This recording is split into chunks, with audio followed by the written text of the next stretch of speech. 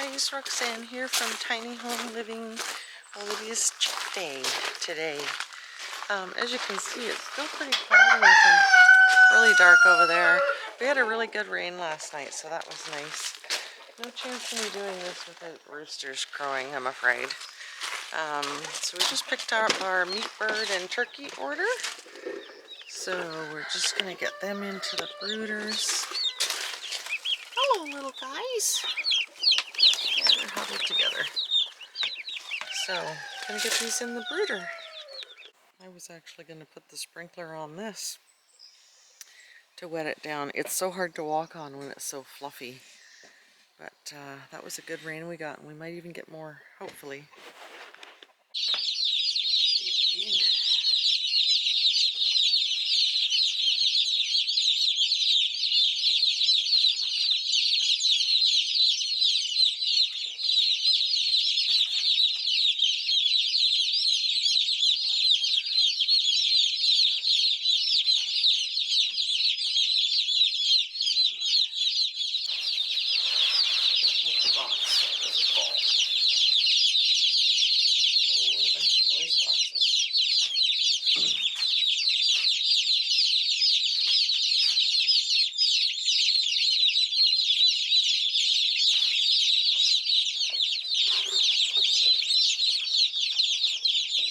It is actually raining pretty hard, so that dark sky that was over there to the north was coming this way.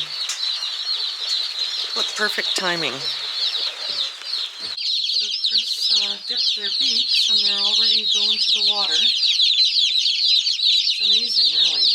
Well, one's sitting in the water, but anyway. And here comes the crazy winds. Holy moly. Well, as you can hear, it is absolutely pouring now. And babies are starting to find the light. Huddle under the light.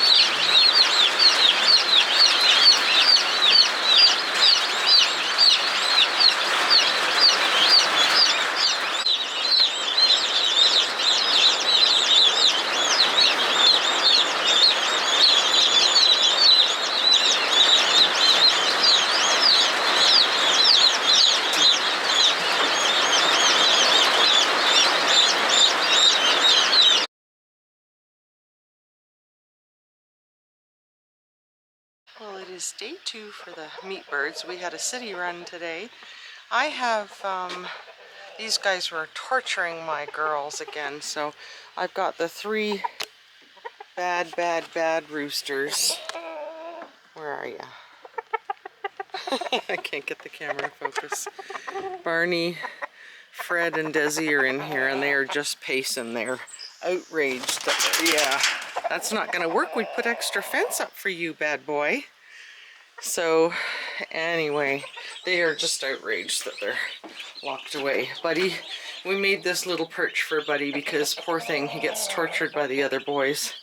And this way he can kind of get away from them. I don't think we have lost a single meat bird, which is great.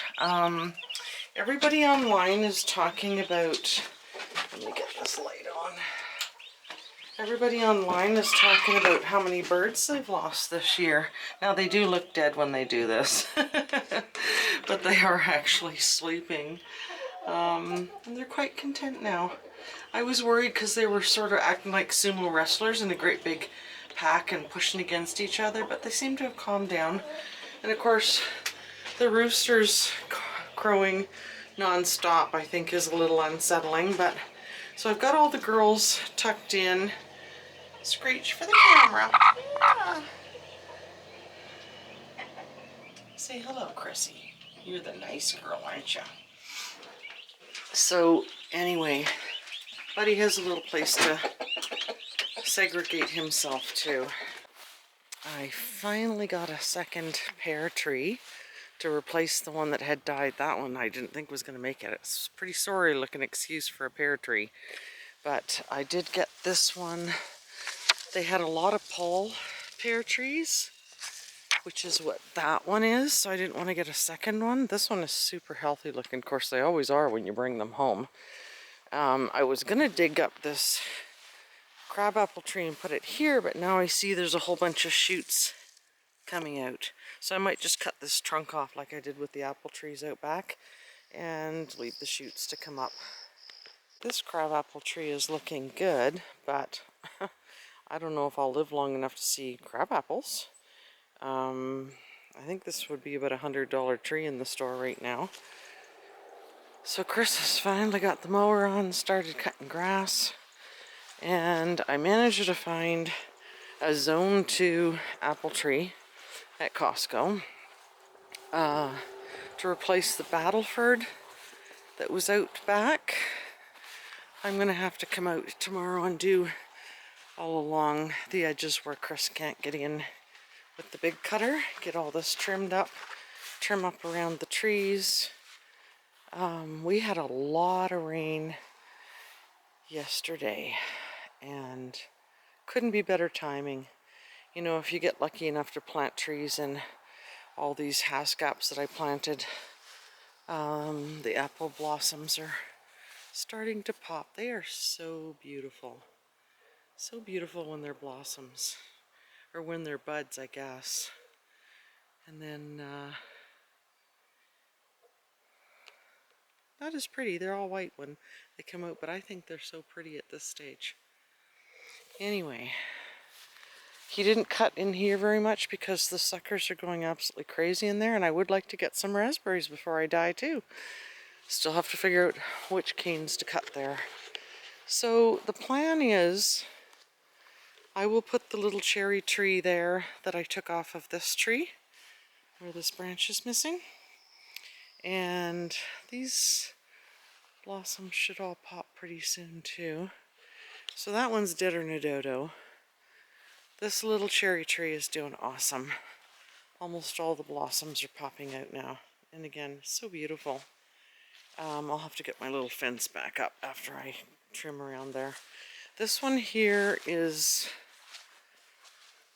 Zone 2, and it's in Norland. So hopefully we have better luck with that. I saw a bunch of Gloria trees, which is what this one was. And the little shoot that I took off of it that was 3 years old, and then it got killed by frost last year. But all these shoots are getting leaves on them. So I'm leaving the trunk of this one. There's quite a few leaves on that one.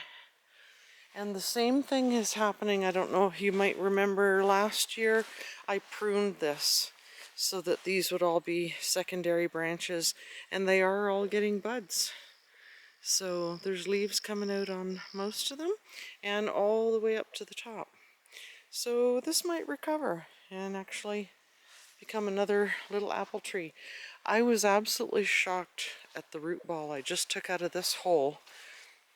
With the rain we've had and the amount of time we put the sprinkler on, the dirt in there, like I only dug down about a foot, was as dry as a bone. The whole root ball was absolutely dry. So like we're talking 1930s Dust Bowl dry. So that maybe explains why we lost these trees after them being so well established. Rhubarb again, I can see a difference every single day. I am so excited about rhubarb, I just don't even know what to say.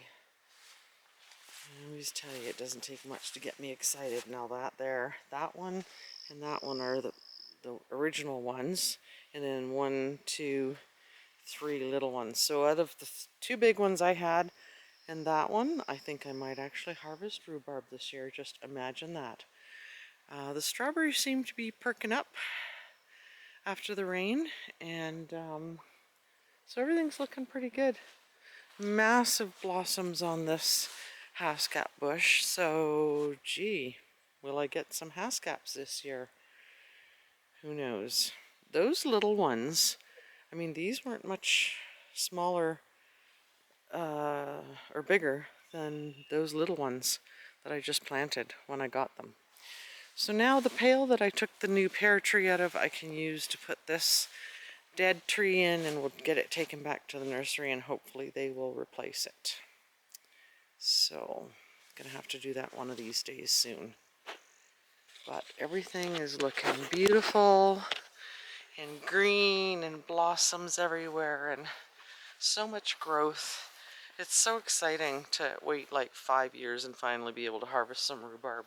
Now the other thing I should mention, this Battleford tree that I dug out of the hole, it does have one branch with shoots on it.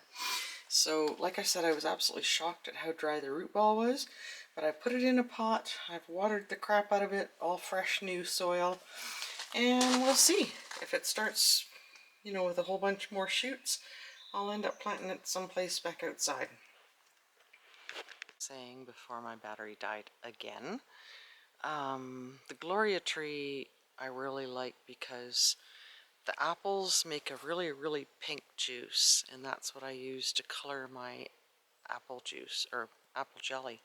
I mix it with the apple juice from all the other apples, and it makes it really pink, and it's just such a pretty jelly. So I'll have to see if I can find some. A friend brought me some Gloria apples one year, so maybe I'll be able to get some to make my juice or my jelly this year.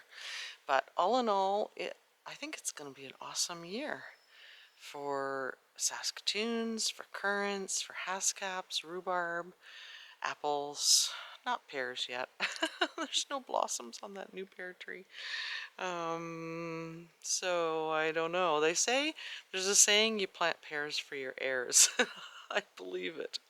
We were spoiled in Ontario. There was a pear tree on our property. It was probably at least 100 to 150 years old, two of them. So very well established, and it's so hard to get that done here, especially starting from scratch.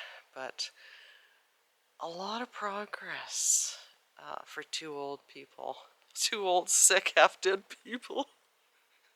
You know, so really pleased and really looking for. I actually have to, I was looking through the freezer and I have to get some jam and jelly made with last year's blueberries and Saskatoons and currants because you know, with Chris being sick and us doing the greenhouse and everything, I didn't get that done last year. I didn't get much canning done. So gonna have to do that. Gonna can some more mushrooms and you know, try and get some stuff out of the freezer so ready for this year. But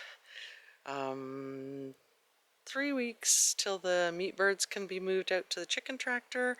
Got to get a run set up back in the trees here for the turkeys because I do not want them free ranging and pooping everywhere this year.